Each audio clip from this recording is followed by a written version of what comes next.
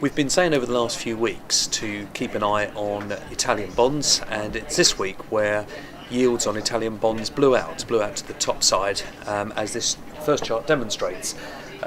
It's been threatening for a while, particularly as the crisis in Greece was unfolding, but the big one to watch was Italy, and as we saw here, up until the end of October, we were nudging around a yield of 6%, but it went through that tipping point and really in a straightforward move has pushed up to a peak of 7.5%.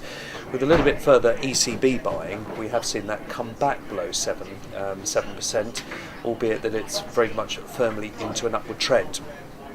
This is inevitably leading to all sorts of comments about what will unfold as a result of this move. How will they resolve this particular issue? Because the basic detail is that Italy has about 1.9 trillion euros of debt, so it's 6-7 times bigger than Greece as a potential problem. And the second point, of course, is that of that 1.9 trillion euros, if 300 billion euros of that has to be refinanced in 2012, if that were to be refinanced at 7%, that clearly would become painful. If it had to be done year after year, then clearly it would become unsustainable. And so it's not an immediate problem, but it's something that over the course of time will just become a greater problem. And goes to the heart of really what is the issue here. Europe still hasn't managed to get in front of the problem, even with the recent bailout, even with the commitment by European leaders to see some sort of stability fund being put into place. We're still in that territory at the moment of feeling that there's not enough being done here to address what are fast-moving issues and fast-moving markets. Ultimately, the question is going to come down, I suspect, to whether the ECB, the European Central Bank, is going to be allowed to get involved and almost bring unlimited supply of action to the European markets. But at the moment, that's something they've got to get across and get the support of the Germans too. Let's just have a look at a couple of other charts surrounding this Italian bond market.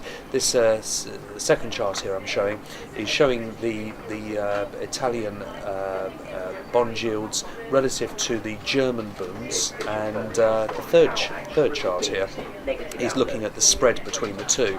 And particularly where I'm highlighting here in the 10-year area, it's a spread of about 5% at the moment. And I think that up until now is the level that the ECB were very keen to try and protect. They wanted it below 5% spread. As it moves above 5% spread, what you start to see are margin calls being raised by many of the clearing houses throughout Europe. We saw that already this week with some of the French clearing houses. And so for banks and institutions that hold many billions of pounds worth of these bonds, if they're having to put up more money, that's more liquidity that's coming out of the system, and goes to the heart of the problem that people feel that banks haven't got enough lending power at this stage to help support businesses. So these are important liquidity issues which are impacting on business. Turning back to what I suspect could be a problem. We've spoken about keeping an eye on Italy. Just must keep an eye on France, because inevitably we've been worried about contamination and contagion through markets. Well, the reality is we are already contaminated, and so if there's an early warning signal and one to just keep an eye on is this French bond. This is the spread of French bonds relative to German bonds, and they're starting to push up a little bit at the moment, so we're not in any way in danger territory. I don't want to be alarmist about it, but these are just things that we've got to watch because they will continue to keep the Europe story very much at the forefront. I will say that despite all of this, I'm particularly impressed with the way that the euro currency is holding. Yes, it's come off a little bit from that 140 level that it breached on the original bailout scheme that was completed no more than a couple of weeks ago. It shied away, but it's coming under no pressure.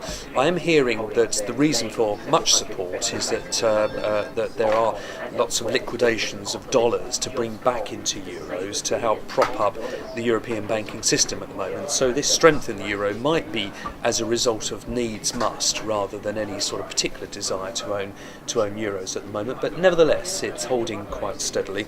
And I'll also say that the stock market is performing admirably in light of these concerns. concerns. We are obviously hearing very alarmist comments in the media at the moment about ramifications for these European markets. But interestingly, stock markets, whilst certainly proving volatile, and the volatility at the moment is proving a much greater level of volatility than I think people are normally comfortable with. But nevertheless, if you look at the range and you take a sort of stand back from the bigger picture, you can see that actually it's holding above those levels breached in August and September when these concerns first arose. So markets taking a little bit more of a relaxed attitude to it at the moment, and I think concentrating on the fact that the economies in the US and the UK at the moment are generally coming in line with expectations, and I should record 72% of US companies reporting in the top 500 are beating expectations for the third quarter at the moment. So stock markets at the moment proving to be quite benign. Two other charts I want to highlight is just to keep an eye on things that I think will have increasing relevance over the next few weeks. Just take a look at this chart. This is the increasing, and it's just increasing day after day after day, is the rate of LIBOR. This is the rate on the London interbank market where banks lend to each other. This was a chart that spiked very heavily up in 2007 when banks didn't trust each other. It's just increasing at the moment. We're certainly not in alarmist territory, but just to make the point, the LIBOR is on the increase. And the second chart I wanted to show was relating to oil. There are sort of talks about what's going on in the Middle East at the moment, in particular in relation to Iran on the supply side, and this is causing quite a spike up in the oil price at the moment.